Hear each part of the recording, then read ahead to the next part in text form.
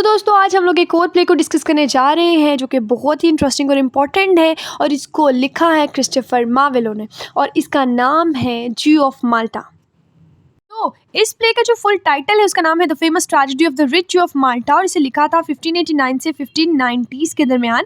ठीक है, the plot primarily revolves around a Maltese Jewish merchant named Barabas कि बहुत ही ग्रीडी और रिवेंजेबल पर्सन है, बहुत ही बुरा इंसान है। कि अगर मैं जनरा की बात करूँ तो ये प्ले रिवेंज ट्रेजेडी है। इसकी सेटिंग जो है वो माल्टा की दिखाई गई है और 1565 का टाइम पीरियड दिखाया गया। हमने स्टार्ट करने से पहले आप लोगों को कुछ मेन कैरेक्टर्स बता दूँ ताकि स्टोरी हमें जब हम लोग पढ़ें तो हमें कोई प्रॉब्लम ना हो। वैसे तो इसमें बहुत ज़्यादा माइनर कैरेक्टर्स भी हैं लेकिन वो आप लोग खुद देख लीजिएगा।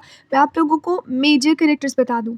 तो सबसे पहले हमारे पास कैरेक्टर आ जाता है बैरबस का जो कि एक रिच जूइश मर्चेंट है माल्टा का। इसके बाद इसकी एक बहुत ही नौजवान खूबसूरत बेटी है जिसका नाम है एबिगेल और उसके बाद है इथामोर जो कि इसका स्लेव है। इसके बाद गवर्नर ऑफ माल्टा आ जाते हैं जिसका नाम है फर्नेस। इनका एक बेटा है डॉन लोडोविक जो कि एबिगेल को बहुत पसंद करता है। और उसके बाद एक जो और कैरेक्टर है हमारे पास मेन वो डॉन लोडोविक का फ्रेंड है डॉन मैथियस और वो भी जो है वो एबिगेल को पसंद करता है और एबिगेल भी इसको पसंद करती है लेकिन इसका जो बाप है इन दोनों को आपस में लड़ा के मरवा देता है। ठीक है, इसके बाद कैथरीन है जो कि मैथियस की मदर है।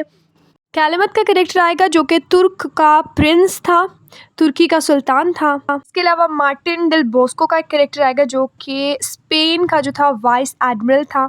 इसके अलावा बेलामेर का है जो कैथमर की लवर है और प्रोटैगनिस्ट भी है। सबसे लास्ट पे जो मैकियावेल एक बंदा है जो कि स्पीकर होगा इस पूरे प्रोलॉग का। ये जो प्ले है ये एक प्रोलॉग है। प्रोलॉग होता है कि एक बंदा जो है पूरी ऑडियंस को पूरी स्टोरी सुना रहा होता है और आगे आके कैरेक्टर्स जो है स्टेज पर वो परफॉर्म करते हैं। तो चलिए अब अपनी समरी स्टार्ट करते हैं। तो ये प्ले स्टार्ट होता है एक मेडिटेरियन सी एक छोटे से आइलैंड माल्टा के ऊपर और माल्टा में तुर्की का एक सुल्तान जो है वो आता है जिसका नाम है कैलमत। वो वहाँ पे टैक्स वसूल करने आया है क्योंकि पिछले 10 सालों से माल्टा ने अपना टैक्स पे नहीं किया जिसकी वजह से इनका कर्जा बढ़ता जा रहा है।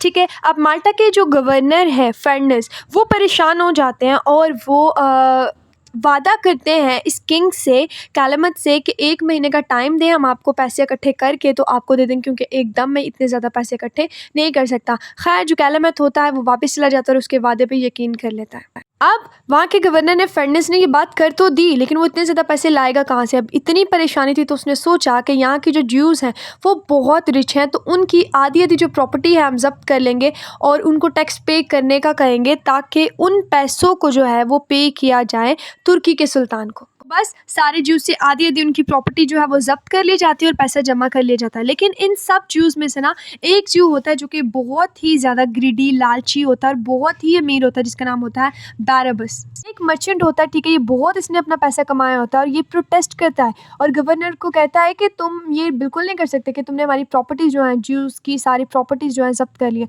अब पहले तो इसकी आधी प्रॉपर्टी जब्त की गई थी, अब इसकी पूरी की पूरी प्रॉपर्टी को जो है ना वो जब्त कर लिया जाता है क्योंकि ये प्रोटेस्ट करता है उनके अगेंस्ट। प्रॉपर्टी के अंदर इसके बहुत ज़्यादा पैसा होता है, प्रॉपर्टी होती है, ज़मीनें होती है और गोल्ड होता है जिसकी वजह से ये बहुत रोता है। ठीक है, रोने से मुराद के मतलब अब ये सोचता है, प्लान बनाता है कि मैं इनसे बदला लूँगा। ठीक है, अब इसने अपनी दौलत भी वापस लेनी थी और माल्टा के गवर्नर से बदला भी लेना था। लेकिन सबसे पहले इसकी जो कोशिश थी वो ये थी कि मैं जो है अपनी दौलत को ज़्यादा पहले रिकवर करूँ। तो इसकी एक खूबसूरत सी बेटी होता है जिसका नाम होता है एबिगेल। ये ना इसको नन बना देता है। तो एबिगेल जो है नन बन के रातों रात कॉन्वेंट से अपने बाप के सारे सोने को स्मगल करवाती है और अपने बाप को सारा सोना लाकर दे देती है। अब बैरबस अपना एक बदला तो ले लेता है और अब बारी है गवर्नर से बदला लेने की। ठीक है, फर्नेस से बदला लेने की। अब फर्नेस का एक बेटा होता है जिसका नाम होता है डॉन लोडोविक।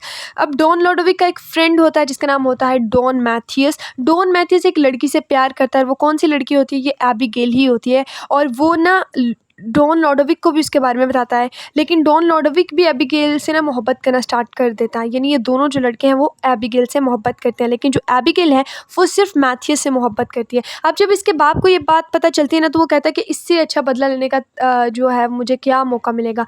वो बाज़ार में जाता है और जाके सबसे पहले अपने लिए उन्हीं पैसों से एक सर्वेंट खरीदता है जिसका नाम है एथमोर और उधर ही इसको मैथियस और डॉन लॉडोविक मिल जाते हैं, यानी गवर्नर का बेटा मिल जाता है, जो कि अभी तक इसकी बेटी के बारे में बातें कर रहे होते हैं।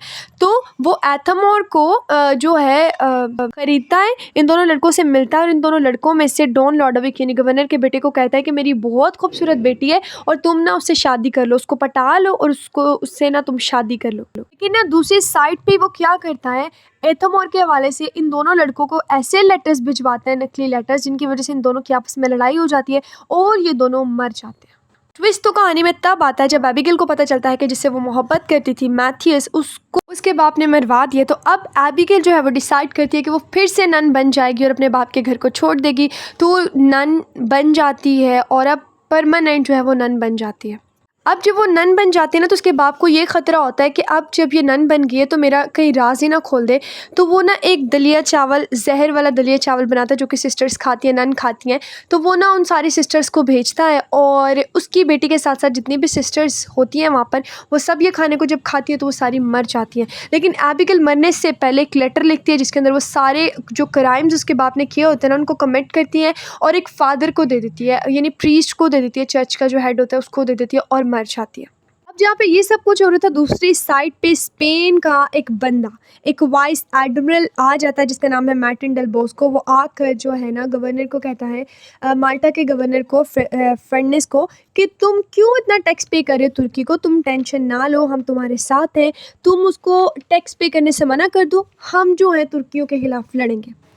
और जो गवर्नर होता है वो कहता है ठीक है, कि मतलब इस बात में तो हमें कोई जो है प्रॉब्लम ही नहीं है, अगर ऐसा हो जाए तो और क्या चाहिए हमें, ठीक है। अब इसके बाद क्या होता है, दूसरी साइड पे जब प्रीस्ट को ये लेटर मिलता है जिसके अंदर बारबस के बारे में सब कुछ लिखा हुआ होता है, तो दो प्रीस्ट मिल के बारबस के पास जाते हैं और वो इतना चालाक बंदा, इतनी लूमड़ी टाइप उसका दिमाग था, उसने क्या किया, उसने उल्टा उन दोनों को ही आपस में लड़वा दिया। कहता है कि मैं क्रिश्चियन होना चाहता हूँ, मैंने जो कुछ किया मुझे उस पर गिल्ट है, आप मुझे माफ़ कर दिया, मैं क्रिश्चियनिटी को कबूल करना चाहता हूँ।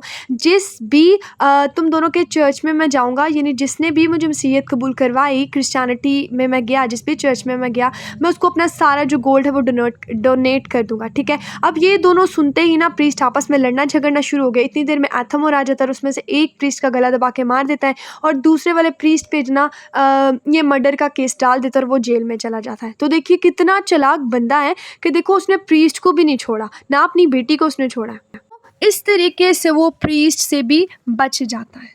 तो अब इसकी सारी काली करतूतों के बारे में सबसे पहले तो उसकी बेटी को पता था, वो तो अब मर गई है, लेकिन अब पता था एथमर को, यानी इसके जो स्लेव है। अब इसका जो स्लेव है उसको एक प्रोस्टिट्यूट होती है जिसका नाम होता है बेलामिर, वो इसको ना सिड्यूस करती है, इसको फंसा लेती है किसी तरीके से और एथमर प्यार प्यार में आकर बेलामिर को सारा कुछ बता देता है अपने बॉस के बारे में, बारबस के बारे में। अब बेलामिर इसको कहती है कि तुम अपने बॉस को ना ब्लैकमेल करो और उससे गोल्ड मांगो। तो एथमर ऐसे करता है, वो जो है अपने बॉस को ब्लैकमेल करता है और जिसने अपनी बेटी को नहीं छोड़ा वो अपने स्लेव को कैसे छोड़ सकता है। तो बारबस एक फ्रेंच म्यूजिशियन की भेस को बदलता है, ठीक है, उसके भेस में आता है और फ्लावर्स में जहर डाल के ना वो बेलामिर के घर में ना जितने भी वहाँ पे कोई पार्टी शार्टी हो रही होती है वहाँ पे वो फ्लावर्स ना उनको देकर उसमें जहर मिलाकर चलाता है। अब बेलामिर और एथमर ने उनकी स्मेल तो की होती है, उनका जहर उनको चढ़ गया होता है, लेकिन मरने से पहले ना वो गवर्नर के पास चले जाते हैं। लेकिन गवर्नर बेचारा अब भी परेशान था। क्यों परेशान था? स्पेन वालों ने हिम्मत तो दी थी, लेकिन क्योंकि ये टैक्स पे नहीं कर रहे थे तो तुर्की ने इन पे हमला कर दिया था और वो उसी हमले से बच रहा था। जहाँ ये बचने की तैयारियां कर रहे थे वहाँ बेलामिर और एथमर इनके पास आते हैं, सब कुछ बता तो देते हैं, लेकिन क्योंकि इनको जहर चढ़ा हुआ था तो ये भी मर जाते हैं।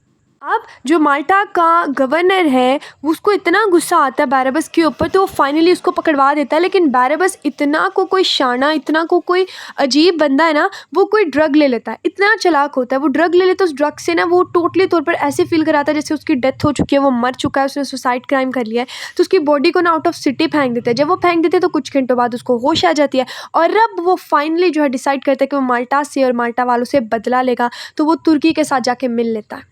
जैसे मैंने बताया कैलेमथ जो था वो तो ऑलरेडी ही माल्टा पे हमला करना चाहता था, तो जब माल्टा का ही कोई बंदा आकर उसके साथ मिल गया तो कैलेमथ को जो थी ये स्ट्रॉन्ग फीलिंग आना स्टार्ट हो गई कि अब वो माल्टा के ऊपर हमला कर सकते हैं।